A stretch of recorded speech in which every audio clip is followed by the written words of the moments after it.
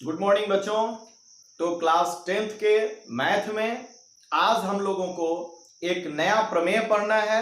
वह प्रमेय आपके एनसीईआरटी बुक में प्रमेय 6.8 में दिया गया है और इस प्रमेय को पाइथागोरस प्रमेय के नाम से जाना जाता है। आप लोग इस प्रमेय का उपयोग अभी से पहले नीचे के क्लास में करते आ रहे हैं। आप लोग इसे कर्ण का स्क्वायर बराबर लंब स्क्वायर जोड़ आधार स्क्वायर इस फॉर्मूले के रूप में उपयोग किया है। आप लोग को आज क्लास 10th में इस प्रमेय को कैसे सिद्ध किया जाता है यह सीखना है। आप यह सबसे पहले यह समझ लें कि समकोण त्रिभुज में जो 90 डिग्री के एंगल के सामने की भुजा होती है वह कर्ण होता है और यह समकोण त्रिभुज की सबसे बड़ी भुजा होती है और शेष जो दो भुजाएं होती है और वह लंब और आधार कही जाती है, उसका पोजीशन फिक्स नहीं होता। आप इसे लंब या इसे आधार नहीं कह सकते हैं, यह कोण पर निर्भर करता है। यदि आगे के चैप्टर में हम लोग इसके बारे में पढ़ेंगे, वह चैप्टर जो है आपको आएगा इसमें लंब और आधार के विषय में। अभी आपको यह बतला दें कि यदि यह कोण होगा तो ये लंब होगा और जो शेष बच गया वो आधार होगा, और जब इस कोण की बात आएगी तो इसके सामने की ये भुजा लंब कहलाएगी।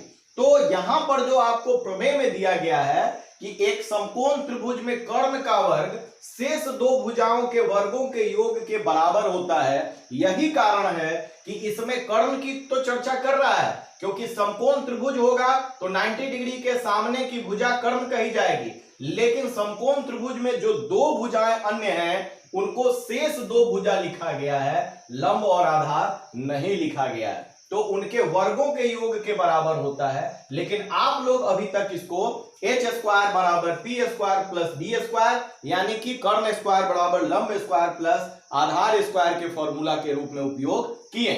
अब इसको सिद्ध करने के लिए आपको एक समकोण त्रिभुज देखना है। दिया गया है कि एबीसी एक समकोण त्रिभुज है जिसका कोण बी समकोण है। यहां पर एबीसी एक समकोण त्रिभुज है, बी पर यह 90 डिग्री का है।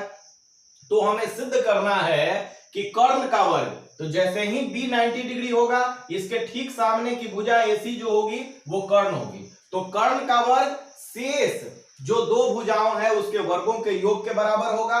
तो त्रिभुज एबीसी में एसी के अलावा दो भुजा एबी और बीसी है, यानी एबी के स्क्वायर प्लस बीसी का स्क्वायर का योग के रूप में एसी स्क्वायर को प्रूफ करना है, और यही पाइथागोरस प्रमेय कहलाता है। आपको यह प्रमेय ऐसे भी पूछा जा सकता है कि पाइथागोरस प्रमेय को लिखकर सिद्ध करें, तो आप इसके स्टेटमेंट को भी याद कर लेंगे। अब इसको सिद्ध करने के लिए हम कंस्ट्रक्शन करेंगे। रचना बी से बीडी लंब एसी पर डाला। यह समकोण त्रिभुज बी से कर्ण एसी पर एक लंब डालेंगे, बीडी लंब हमने एसी पर डाला। अब जब हम यह लंब डालेंगे तो त्रिभुज एडीबी और एबीसी में, एडीबी ये त्रिभुज और एबीसी पूरा त्रिभुज। आप लोग इसके पहले का जो प्रमेय 6.7 जो हमने सिद्ध किया है उसी का उपयोग हम इस प्रमेय में कर रहे हैं, लेकिन फिर से बना रहे हैं, आप उसको समझें। तो एडीबी त्रिभुज में और एबीसी त्रिभुज में यह जो ए कोण है वह दोनों त्रिभुजों में आपका उभयनिष्ठ कोण है। तो कोण ए बराबर कोण ए है, एक कोण तो आपका बराबर है, और दूसरा कोण जो एडीबी कोण है ये 90 डिग्री का एंगल है, और टोटल एबीसी में एबीसी जो कोण है कोण एबीसी वह 90 डिग्री का एंगल है। यानी दो कोण बराबर होते हैं और ए समरूपता नियम लागू होगा। ए के जगह पर जो है आपका ए है कोण बराबर, और यहां पर आपका डी के जगह पर बी कोण बराबर है, तो डी के जगह पर बी लिखा गया है, यानी त्रिभुज एडीबी समरूप त्रिभुज एबीसी।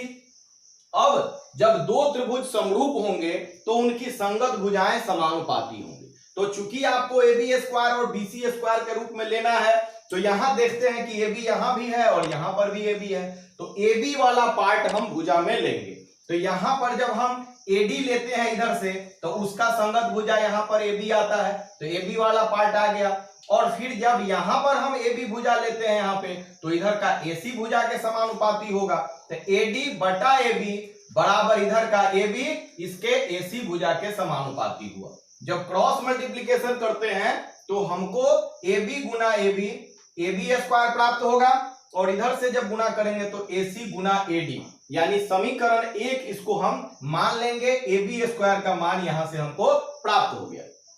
अब पुनः त्रिभुज CDB और त्रिभुज ABC में, तो आपका यह जो त्रिभुज CDB है यानी इधर वाला छोटा वाला त्रिभुज और ABC यानी टोटल त्रिभुज, इस छोटे वाले त्रिभुज और टोटल त्रिभुज में फिर ये C कोण जो है वो उभयनिष्ठ हो जाता है। तो कोण C बराबर कोण C है और फिर इसका CDB कोण 90 डिग्री है, टोटल त्रिभुज का जो है कोण ABC जो है 90 डिग्री है।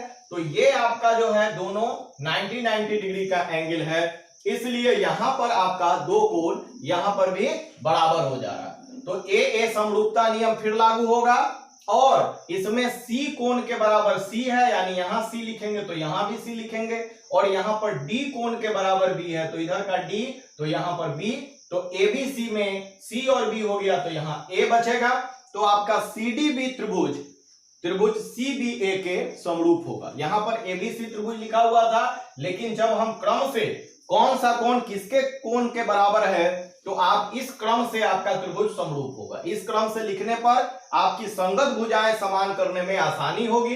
अब आपको यहां पर AB स्क्वायर प्राप्त हुआ था, तो अब यहां पर हम BC स्क्वायर प्राप्त करने का प्रयास करेंगे। तो यहां पर आपका BC है मिडिल और फर्स्ट, तो यहां पर हम DC भुजा लिया तो DC बराबर बटा BC, यानी इसके संगत आपका BC भुजा होगा, और यहां पर जब हम BC भुजा लेंगे तो इसका संगत भुजा यहां पर AC होगा। तो ये संगत भुजाएं को समानुपाती किया, क्रॉस मल्टीप्लीकेशन किया, तो यहां पर आपका BC स्क्वायर प्राप्त हुआ बराबर AC गुना DC आपको प्राप्त होगा। ये समीकरण 2 हुआ।